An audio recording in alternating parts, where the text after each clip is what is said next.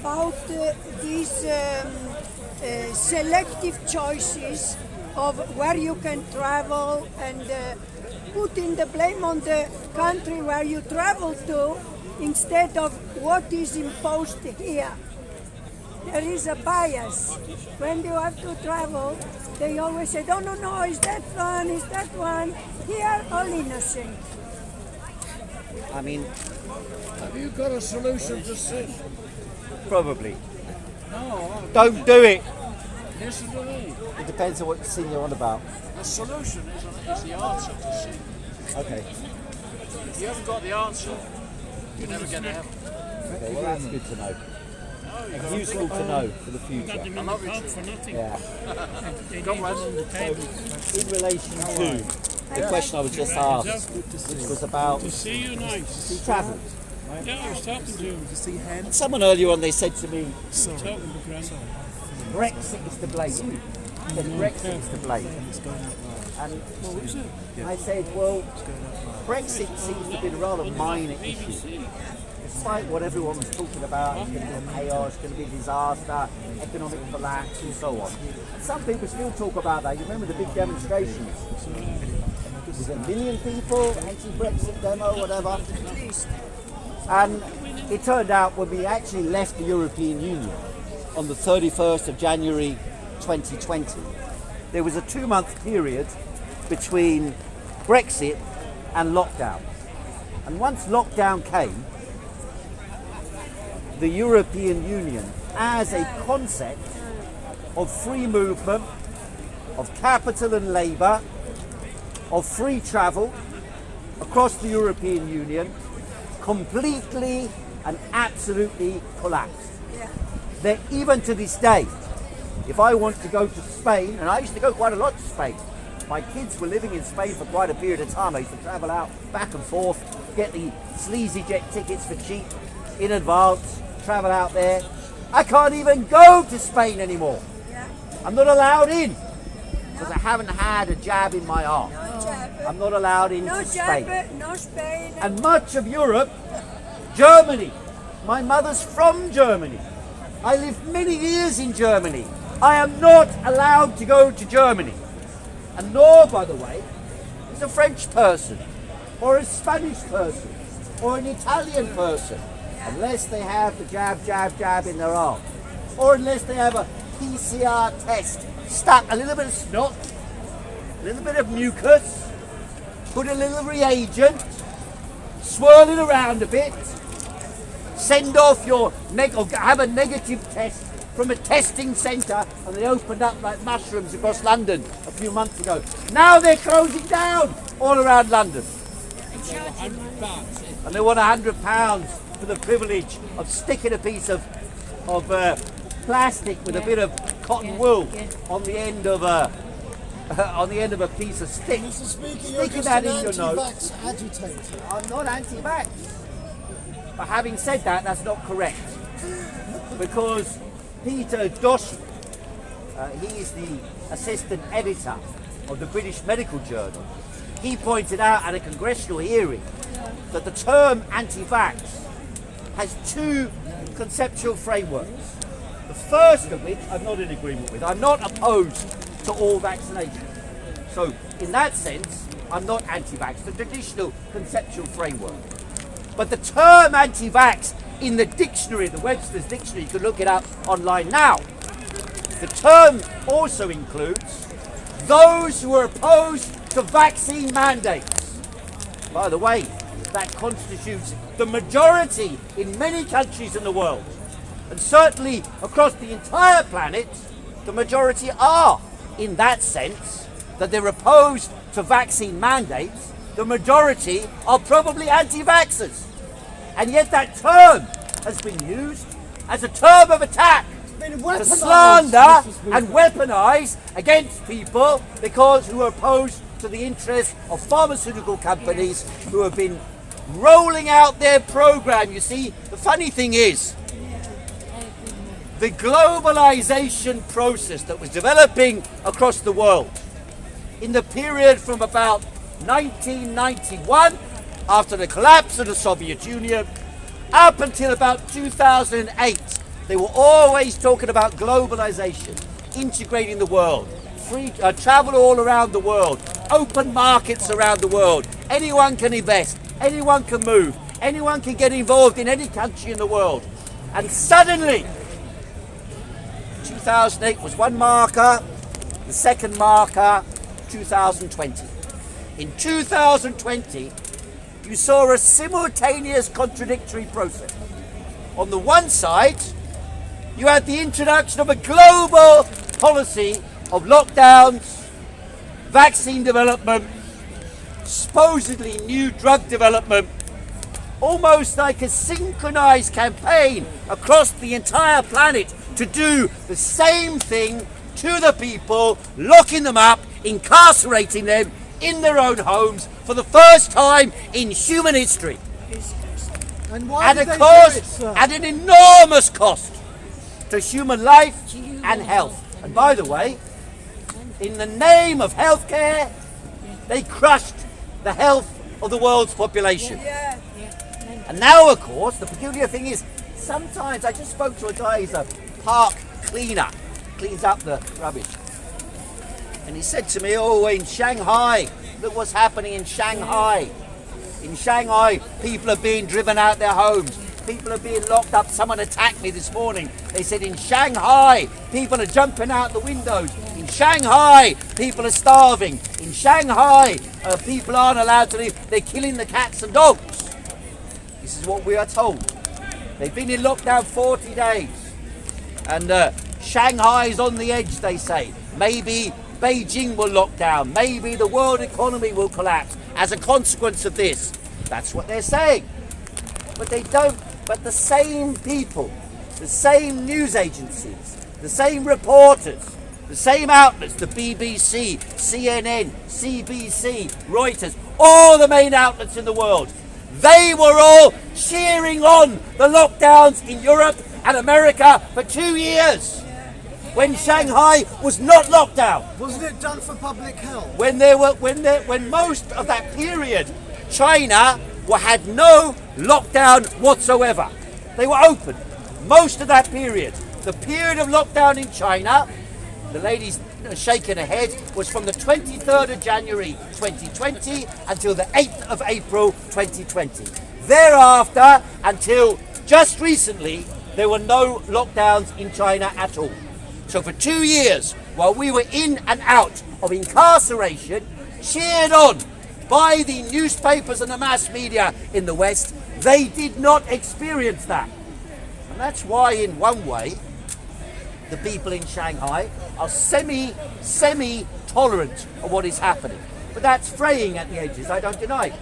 After all, it took 2 or 3 months before anyone in Britain started protesting about the lockdowns here.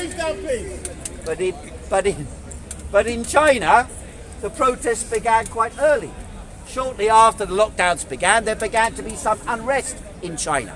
Unrest expressing the militancy of working people in China who do not take shit. We are told to believe that the Chinese people are a subordinate people who will obey any command from above, from the central leadership. It is not true. The Chinese people are a militant, determined, tough people. Most of them have moved from the countryside to the cities, or most of the urban population, in the last 30 years. They grew up in the countryside, breaking their backs as children, working on the land. They are tough, physically strong people. And that, I believe, is the reason why the interesting thing about the psychotic testing regime in Shanghai and Beijing is what it's revealing. Because they've shown in Shanghai that of the people they're testing, and they're testing people every 2 or 3 days for 40 days. So they know very well what the test results are, unlike here. Every 2 days, sir. And what they found is 90% of those who are tested and test positive are asymptomatic. Whereas in the Western world, they did studies, meta-studies of 27 million people. They showed of them, 43% were asymptomatic. So it's it's double the rate in China for asymptomatic. How can that be? How can it be that China has double the rate of asymptomatic and yet supposedly has never had COVID before? How can it be? My contention is, and I'm someone I've been writing for the Chinese media, official state media, from 2003 until 2020. Bloody communist traitor. I had an opinion column for the State Council website. For some reason they stopped recording me, but anyway, stopped taking my articles. But anyway, they have never said to me, I'm not allowed. And if you look on their website, china.org.cn, you'll find I'm still there.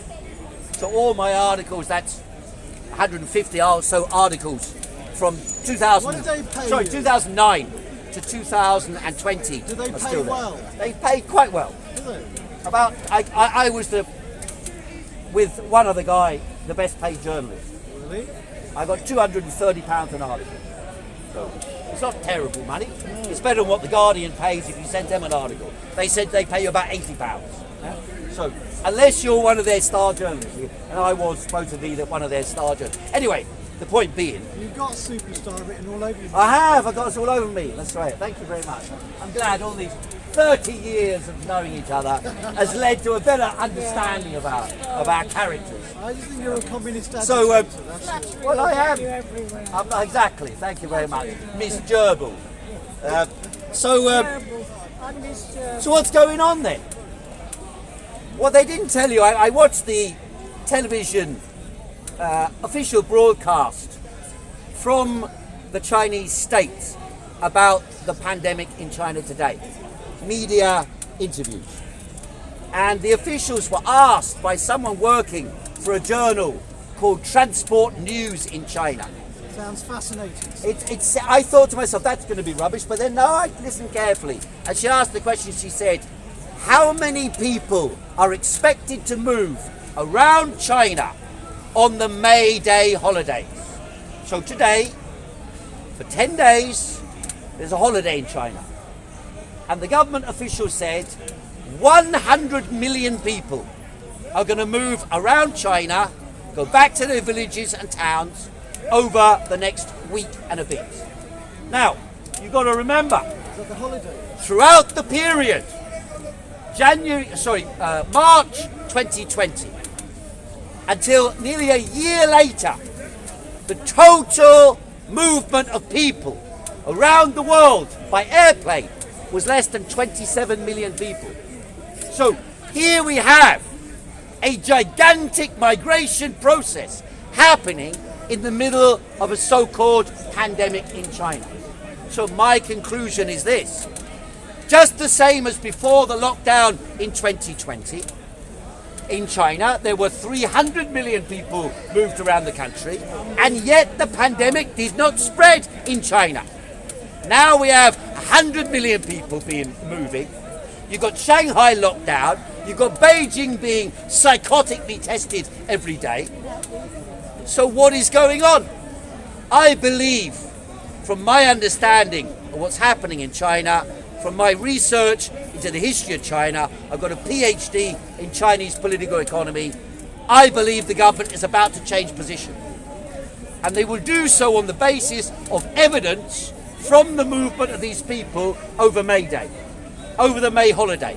If the epidemic doesn't spread widely across China over the next 2 weeks, China will gradually, I believe this case, you can catch me out, it's quite a wild prediction to make, knowing the mind of Xi Jinping, but I believe China will gradually move to eradicate the restrictions. And you see, what they've been doing, reason why I can say this is because when I looked yesterday in the Chinese news outlets, one of the main news items, there was nothing about Shanghai, nothing about Beijing testing, but there was a piece saying Zheng Boli is a hero of China because he invented the Chinese cure for COVID. And the Chinese cure for COVID is Chinese traditional medicine. They gave it to everybody, or 90% of people in China who came down with COVID were given Chinese traditional medicine. Which is what? And it's a leaf. It's a leaf. It's a type of leaf. It's And they make a brew of it. and they make a chemical compound out of the leaf, and then they give it to them to be eaten. Now, I don't know if that's placebo effect or if it's real, although they tested it in relation to scientific evidence, traditional Western scientific evidence. By the way, in China they gave two things to people in the first phase of the pandemic. One of them was Chinese traditional medicine, developed by Zhang Boli and his department at a university hospital, Chinese traditional medicine hospital. And then the other was hydroxychloroquine or chloroquine, which later became banned as a cure in the West, but actually was used in China from the beginning because they believed that it had antiviral properties from the beginning. No, I'm not saying yes or no, just in case YouTube want to cut it off, but I am saying that's what happened. I know that's what happened because I saw the interviews with China's leading epidemiologist who stated this multiple times on television and on YouTube interviews and so on. Now, there is, of course, an interesting phenomena, and that is that we somehow moved from the psychosis of lockdown paranoia and fear, where they were pushing the agenda in Europe, in particular in Austria and also in Canada, of effectively forced vaccination on pain of punishment, including imprisonment of up to a year. Of course, in Austria, you could be imprisoned for up to a year if you didn't take a vaccine. That was the idea. Only a month ago they were promoting this. But on the other side, if you wanted to avoid this threat of imprisonment, as you are male, you could go to a brothel in Vienna, have sex with a prostitute, and get a vaccine for free, and get sex for free. And that was the Austrian method of encouraging people to take a vaccination. This gentleman can testify to that. Oh, all right. I've never been out. Oh, all right then. I've never been within Sorry? beyond 5 miles of there. I'm only messing. Now, what sort of society promotes the idea that you can get a huge prize for going to get a vaccination, and the other side you get massive punishment up to and including a year in prison if you don't pay the fines for going on the street if you haven't been vaccinated? And this was a global campaign. It was, in my opinion, the last gasp of globalisation. The last gasp of globalisation was the drive to get everybody on the same page on vaccinations, on lockdowns and on COVID. It was the last gasp, not the victory, but the defeat of globalisation, of those powers of tech and pharma who conquered the world by coup d'etat in March 2020. And now we have the exact opposite of globalisation. Europe, that was supposed to be the citadel of unity of capital, is now no longer possible to travel across borders without endless restrictions and tests. In addition to your passport, now you have the United States of America and its NATO allies, and Russia at war in Ukraine. That's what it is. Make no bones about it. The Ukrainians are only at war to the extent that the Americans and the Europeans finance their war. That's right.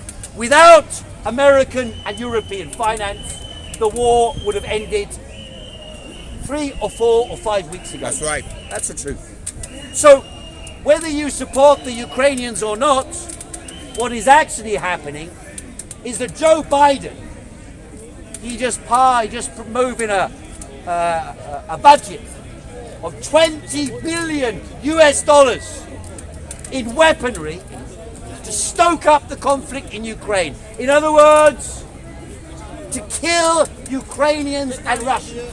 That's what it's about. There's no doubt about it. And now we are told this is a principled question. Ukraine was attacked. Yes, it was attacked. Russia is the aggressor. Well, largely yes.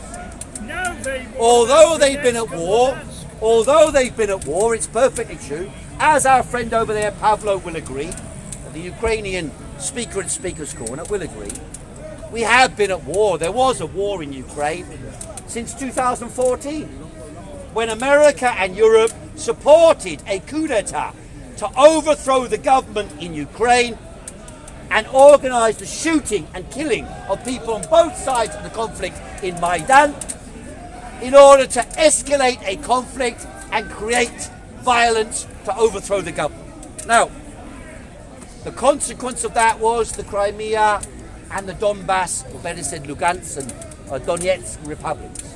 Now, there has since that time been war going on, in which Britain, France, the United States and others, who admit that the Azov battalion, a volunteer battalion, joining up a part of the Ukrainian military, is a fascist Nazi organisation. They're not even denying that, right? They're not denying, and they actually said so themselves. Very proud. Not only that, but they said Ukraine is heading towards dictatorial measures. They've been banning television stations, banning political parties. They've been arresting dissidents. And by the way, the government says, okay, so Azov battalion is not so important. I mean, in general, I would agree that in theory, the Azov battalion is not so important. But then again, I said the same thing about the Islamic State. Islamic State forces were supported from all around the world by volunteers who went out and fought in Syria and in Iraq on behalf of Islamic State. And when they did so, when kids from London got on a plane and went to Turkey and then crossed the border to Syria to fight against the Syrian government and against the Iraqi regime, they were condemned as terrorists going out there. And yet now, when there's a newspaper headline I saw this morning, when I got out of the train station just now, and it says, Britain, of course these are the ones that count, Britain killed in Ukraine. Britain killed in Ukraine. And they've been encouraging people. I think it was Liz Truss, she said, go to Ukraine, she was encouraging. Go and fight in Ukraine. Of course, they're not sending the British Army. They're not sending the British Navy. They're not sending the British Air Force. But they send the weapons to stoke up the war, to maintain the war, and to kill Ukrainian people. Because that's what it means. To kill Ukrainian people. That's what it means. Not only, of course, they'll kill Russians as well, but kill Ukrainians. Now, people have been turning around and saying, how can you possibly say what you're saying? How can you say anything against what the Ukrainians are doing?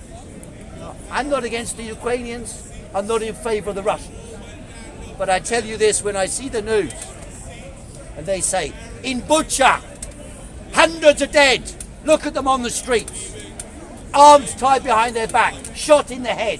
And then when they say that, it's immediately followed by a statement, we must send more weapons. Now, I find it hard to believe. I'm not saying it's not true, but I find it hard to believe that the Russians leave a town, and just when they're leaving that town, they go and kill a load of people and drop them on the street. I find that very hard to believe. I do find it easy to believe that when Ukrainian militants entered into Bucha and the Russians had left, they would try and find those people who collaborated with the Russians. And they would try and mistreat them for what they did. After all, you've all no doubt seen pictures. If someone looted something or was accused of looting in Ukraine, they tie them up to a tree or a lamppost, they wrap cellophane around them, they take their trousers down and expose their arse, and then they kick them, punch them and mistreat them on the street. The Financial Times described this as medieval practices, and that's what it is. It's not warfare, it's medieval butchery that we're talking about. Now, I would therefore not be surprised if the same people who tie people to lampposts, tear their trousers down and beat them up for looting, would execute people who collaborated with the Russians. And so I would be surprised if my view on that or my interpretation of that was not correct. And anyone who has followed war over the last 30 years, you know the phrase, the fog of war. We're not even supposed to watch RT or Sputnik. Now, I'm not a fan of RT or a fan of Sputnik. But if you cannot watch what the other side is saying, how can you possibly form an independent opinion? And if you believe the mass media in Britain, France, Germany or America, you haven't been awake for 2 years. Because for 2 years, we had government representatives and so-called scientists standing in front of the television, sometimes on a daily basis, reeling off numbers of dead, numbers of infected, numbers of hospitalised, never telling you the number affected by lockdowns. The same story they're covering in Shanghai. The people are dying because they have diseases. The people are committing suicide. The people are not being treated properly. The people are going hungry. The people are in despair. All those that no doubt are true, but those same stories were not broadcast in England, France and Germany during the pandemic here. We weren't told about the people who died from cancer because they didn't get screened or treated. We weren't told about the people who died of heart attacks because they weren't screened or treated. Nor any of these phenomena. And therefore, when they tell you, they are now telling you the truth about the war in Ukraine, don't believe a word of it. By the way, now they're preparing this economic war. By the same story here. Just the same as during the pandemic. More people were driven into penury and more people, I don't doubt, died as a consequence of the measures taken and the impact they had on healthcare, on screening, on vaccination, on treatment and on hunger and starvation around the world. According to Oxfam, 120 million people were driven to the point of starvation during the pandemic. 120 million. And so I would say the following as well. The economic consequences of the measures they have taken as sanctions against Russia and the effect of that on Ukrainian and Russian exports around the entire planet, I believe will result in more deaths across the world. The economic impact, more deaths across the world than the war in Ukraine will cause itself. Now, I know that's a kind of a crude way of putting it, but that's what we have to measure things against, ultimately. In Sri Lanka, if you look in Sri Lanka today, riots one day after another. Because Sri Lanka, a country that is naturally endowed with an ability to feed itself, in Sri Lanka the people are starving. In India, the same. In Egypt, the same. How can they get the food? The food prices skyrocket. Even in England, all of you know, you go to the supermarket, the price of butter in 2020 was £1.20 for a packet of butter. Now you go to the supermarket, my local Tesco, £2.75 for butter. Like Manchego cheese. Butter. Manchego, the price of Manchego cheese. And almost across the board, prices have skyrocketed. You go into Pound Shop now, Pound Shop should be sued. Because one thing you're guaranteed of now when you go in the Pound Shop is that nothing costs £1. Everything's £2, £3, £5. So much for the Pound Shop. And so the idea that this war and the economic sanctions imposed as a consequence of it reflects globalisation is false, except in this sense. The reorganisation of globalisation is happening. NATO is becoming the central axis of its imperial globalisation. And when they say Sweden and Finland will join, what they mean is that the world is being restructured by the people who brought you the pandemic theatre. They're now bringing you the theatre of war. And the theatre of war is economic and political and military. And they're moving first around Russia and between Russia and Ukraine. And then now there's talk about Moldova. Now there's talk about Poland.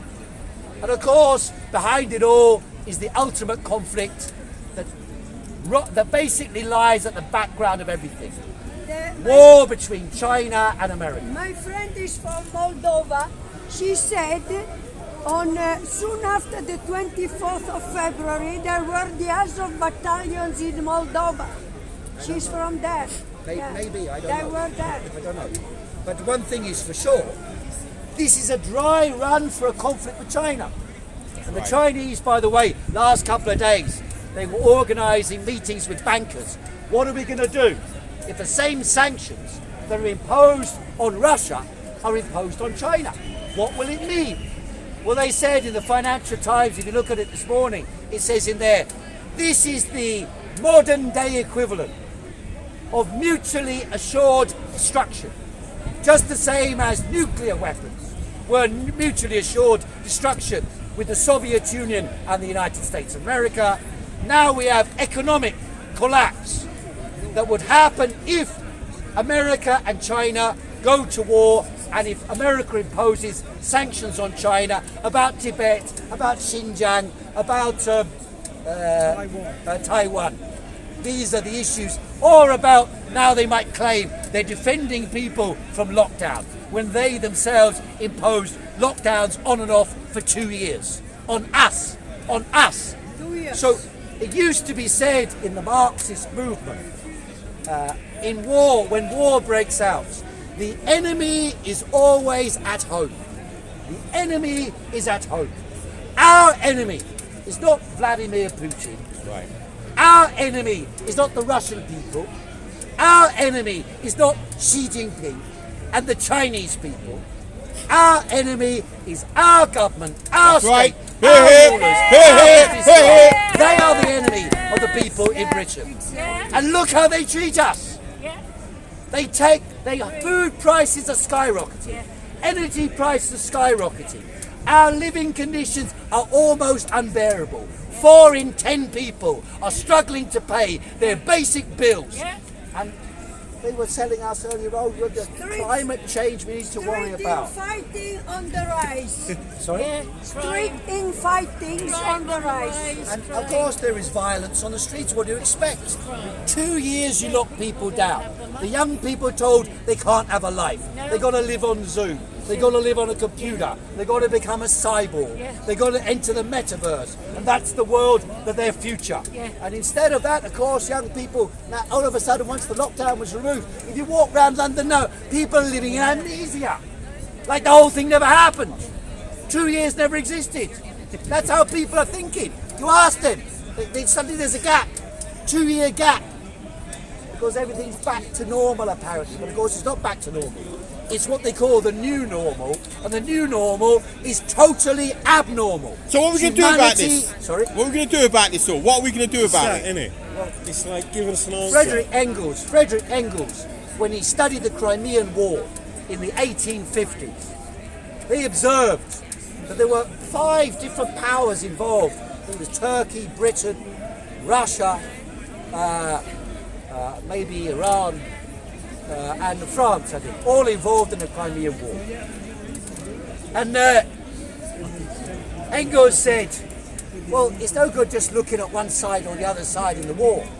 He said, we have to understand, in this war, there is a 6th power on earth. And that 6th power is the power of the revolutionary masses rising up against their rulers in all these countries to take power away from them and not fight wars on their behalf, but establish a society of peace, freedom and plenty in harmony between the people across the world. And if you ask a Ukrainian and you ask a Russian, you put them together, a normal Russian person, a normal Ukrainian person, they have the same interest. They're almost indistinguishable one from another. Almost indistinguishable. When the war ends, they'll be back again to be associated with each other. Do not believe the idea that the Ukrainian and Russian people are always going to be at loggerheads with each other. If you look at Yugoslavia, the people no longer fighting each other. A few years back they were saying, these people are chopping people's stomachs open. Yet now, all that's gone. If you look in the First World War when the war was over, The people were fraternizing with each other. The Second World War. My mother came to England, she's German, raised in Germany. In the war, when she came to England, there was no hostility to the Germans whatsoever. The automatic instinct of the mass of working people is that our brothers and sisters from other countries are the same as us. Right. And we have no conflict with them. And that is why I point to this argument of Engels. The revolutionary awakening of the people is what will challenge the existing powers. But the idea, globalisation has gone into reverse. And the wars are the beginning of a process similar to the run-up to the First World War. We need to prepare for that. Organise, combine, organise the power of working people in the trade unions and the workplaces, on the streets and the communities, in order to fight against these powers and link up across the planet. Smash their methods of censorship, smash their methods of control, smash their pseudoscience, smash their computer modelers, smash their technocratic solutions to the planet. They wish to impose dictatorial powers of surveillance and control over the people. We wish to create dictatorial power by the people over the rulers. And that is how it should operate. The inversion of the power relationship. Instead of big companies, giant corporations across the world, controlling the world in their interests and manipulating puppet governments to serve their interests, instead of this, the people from below must exercise control over those they elect, over the officials, over all power accountable to the people, all power to the people who take power through revolutionary change. That's how I believe society Let's should change. fight against Thank you very much. NATO, like Italy. Italy is fighting against NATO every week. I mean, it's perfectly true. There was a case recently where wherever they tried to export weapons to the war zone, we should organise for the workers to refuse to handle the weapons. Refuse to handle them. That's what they did in Italy. When they That's were right, that's right, that's right, Italy, that's didn't right, they? that's right. Like- No, not a penny for their war. Yeah. Their war is not our war. It's our money. It will Those be. weapons is our Well, money. we may be dragged into it. It will be. But it's not our war. It's already our war. Well, they We've claim had- it's our war. Yeah, exactly. Because, you know, if you've been watching it from their side, exactly, take time through Russia today. Go and have a look and see what the Russians are saying. They're basically going, who the fuck do the UK think they are? Well, of course, it's because UK is only a proxy for America. Without American involvement, there'd be no British involvement. Yeah, but because it's all like these different unions at the moment, and we have no official union with America. We've not done this humongous trade deal that Trump promised us. None of this shit's happened. Yeah, so we've got nothing. So if we get attacked by Russia, we don't even have the EU. Yeah, I mean, we're like out here in our island. Well, on there's our another own. game going on there, though, isn't it? Because the Germans have been left stranded. Oh yeah, The Germans, they knew very well any attempt to cut off the gas from Russia will destroy Germany. Yeah. So basically, Germany stands on the precipice of the biggest economic collapse since the 1930s. Yeah. And what will the consequences be There there? goes the EU bank because Well, that we're means not there Germany will anymore. have to push its weight around the area to extract resources from the other countries, the East European countries, and basically colonise them. And the rest of Europe will appear to be what it actually is, and that is a colony of Germany and France. If it survives Russia. If it survives the conflict with Russia, of course, that's the question. And the alternative is that Germany makes an alliance with Russia, which of course they might do. There are some people in the German administration who would like to do that. Who knows? Who knows?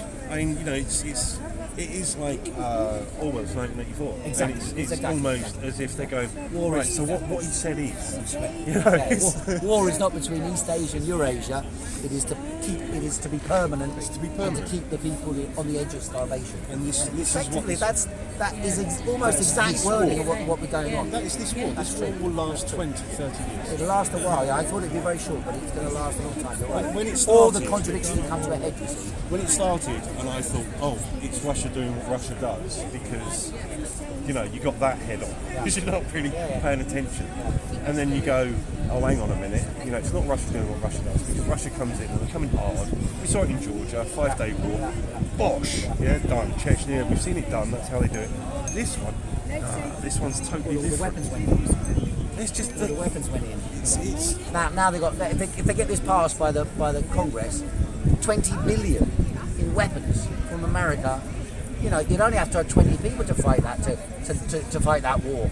If you've got 20 billion in weaponry handed over to you, you know, you get 700 people with 20 billion in weaponry. Some, you know. some of these missiles, you see what they cost? Well, that's what I'm saying. Right, 800 grand a go for Well, these. they got these like drones. They shoot up the drone shoots up in the air.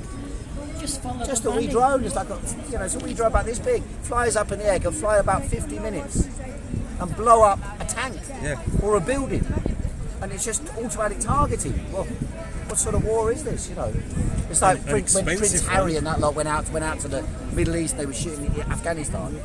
They were shooting on computers. You know, once in a while they pick up a gun, but most of the time they're shooting on computers. So that's the type of war they fight. Seeing the lads going around saying hello, show their face.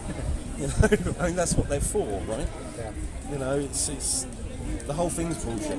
But then, you know, this is the kind of what do we do So it's next? better than the pandemic. Hello? Who is it? It's more fun than the pandemic for us. You know what I mean? I think actually people kind of engage in it in that way because it is after the pandemic. We want this to focus on, and it's external. We can all rally behind. You can put your flag up and all the rest of it. But before this, we were doing Brexit. Before that, Well, was that's the also election. true. That's also true. Before that, was the first bit of Brexit. That's also You know, this has been in like which the culture was divided, the society was split against itself. That's right. You're right. smashing it up, smashing it to pieces. Sent us all home. Got even worse. We couldn't have these arguments out on the street with silly people. You could, but but most people wouldn't. That's right. You know, society in general, no, they sat there and waited for the TV to tell them it was okay to go out. TV, you know, and it's all propaganda. It always will be. To try and do it the way that you're talking, to try and wake the people, to get the people to realise, do you know what, we are the power. Like, we're not just a little bit the power, we are completely the power. Yeah, we can go up to all these rich people and we go, hello Mr. Rich People, I'm going to take every bit of shit you got, everything, yeah, I'm going to put you in a council flat. But we don't, what's with that? Why can't we just go whatever? And it's this, we need to get together behind an idea. World's fucked. World's fucked. If we don't all come together, seriously, it is. This whole thing, our balance with nature is like this. It really is on scales. And instead of taking part and frolicking about in fields of corn like we should have done, we had to drive Rolls Royces and planes and shit. So we lost our balance. Our balance has gone. And it's that. You know, we've got two choices. We can let these powers that be go through this exercise that they're about to go through, and they'll take care of the population, or we can actually go, no, let's stop doing this, let's fuck off and do something else.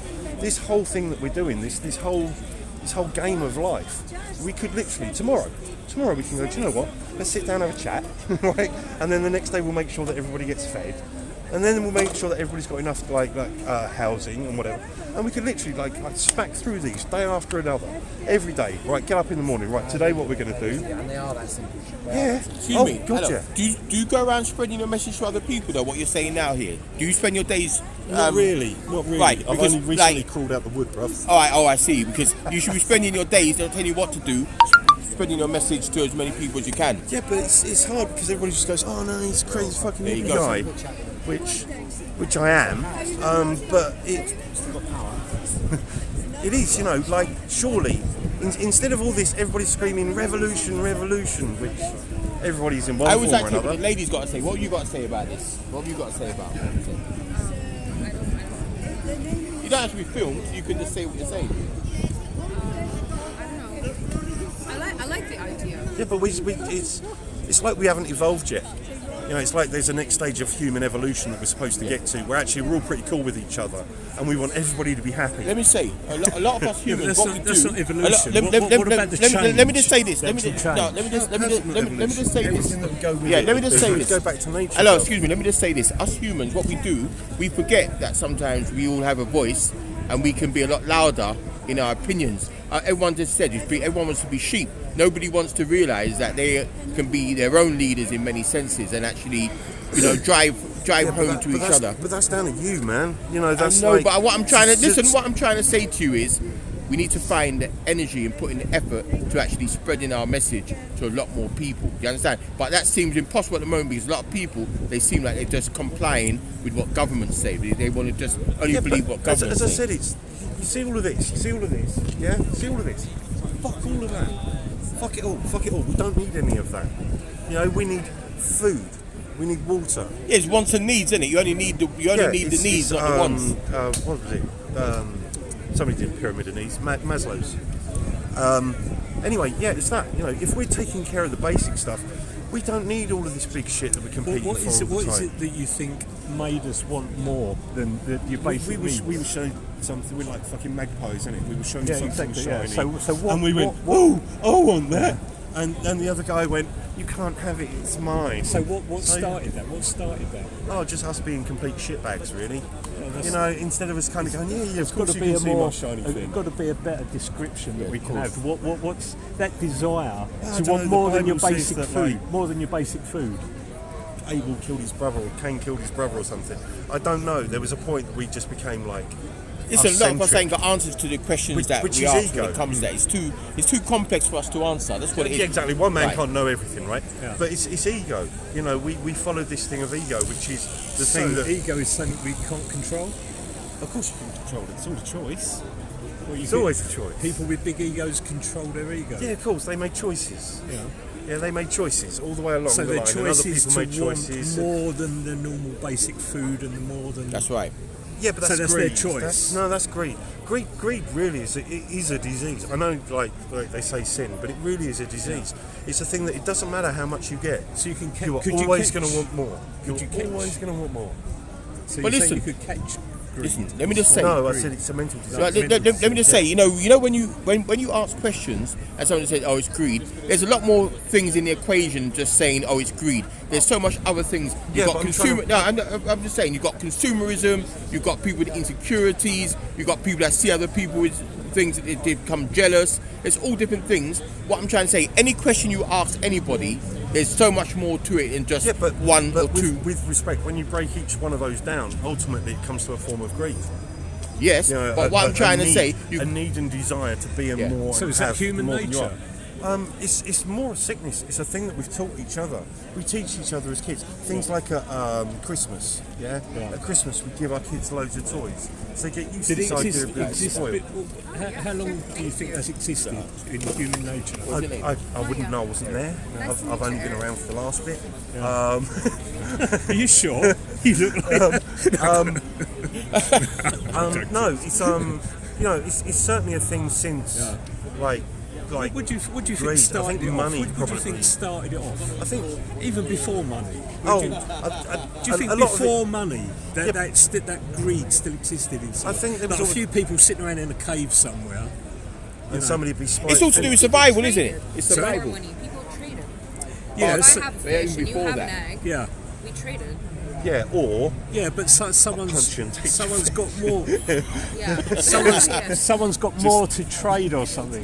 What you're trading is better than someone else's. Or Listen, what we're all about, is survival. But what we have done, we don't realise our priorities when it comes to the wants and needs. A lot of people that go back to living grassroots, look, as I said, and they realise more.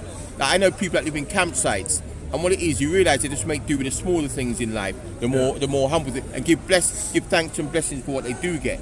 Meaning they don't need all the trappings of all the flash cars, big houses, and they realise that when they go and live within nature. You understand what I'm trying to say? All we really need is food, shelter, sometimes a few people to socialise with, and we can be all right. But we've been let me just say we've been spoiled because we've got consumerism, we've got tons of different things that we don't need. You understand? We got used to that. You got people that are materialistic. Men, especially men. Yeah. I nearly forgot how There was, for example, a chant that went out in 1855 on that demonstration in June 1855 that against the police, because some police officers had killed geese and eaten them. And so they shouted out, where are the geese? Ask the police. And everyone shouted these things out.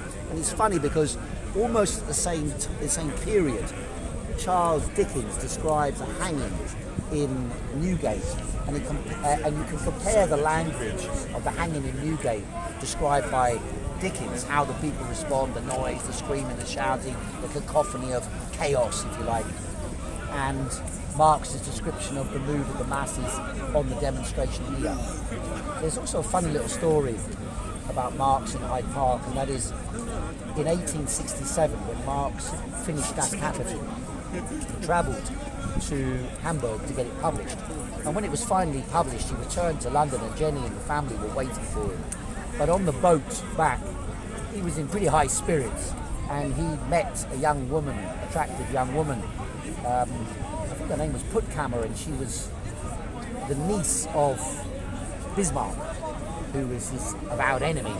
And he didn't know this until almost they parted. So he was flirting with her all day, walked through Hyde Park from Victoria Station to Paddington, accompanied her until she got on the boat, on the train from Paddington, and then found out that she was Bismarck's niece. In the 1890s, Frederick Engels and Eleanor Marx and William Morris would have platforms here defending Marx's ideas on May Day demonstrations. And William Morris, the revolutionary and artist, he used to sell a newspaper here called The Common Wheel. So he would make a speech here. He would also speak in some parks in East London, Victoria Park and other places, and then propagate his views and sell his newspaper. And he wrote a little piece about that as well. And Lenin came here, and he started learning English at Speaker's Corner. And he used to listen to an Irish speaker who he seemed to understand very well. And he could watch his mouth and his movements of his mouth, and he tried to learn English from them. Later he met someone at Speaker's Corner who exchanged languages and taught him to speak English. He could read and write in English, he translated things into English, but he needed to systematise that, and so to systematise that he had someone teaching professionally. So that's Marx and Hyde Park. 5 minutes. Thank you so much. We need now 5 minutes of you. Yeah. You don't need to. Yeah.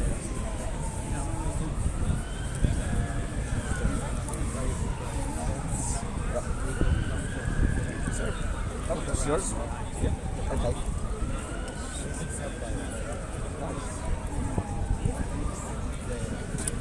And just do one long shot. There, as in like on that straight part there, just coming straight down, and then. But then when we turn the corner, you'll cut it before we turn the corner so we don't see the mouth. Or do you want to? We don't even need you guys. Yeah. If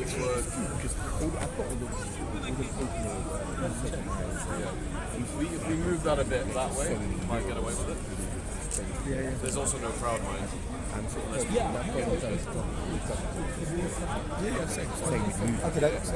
Let's move that over there.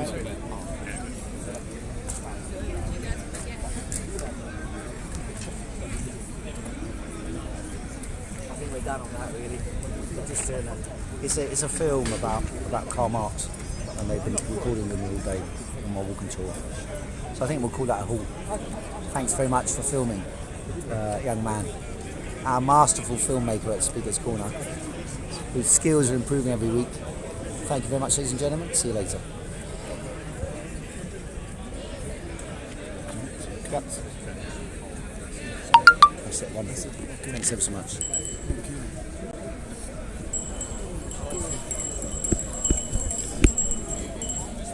You see when you was out there,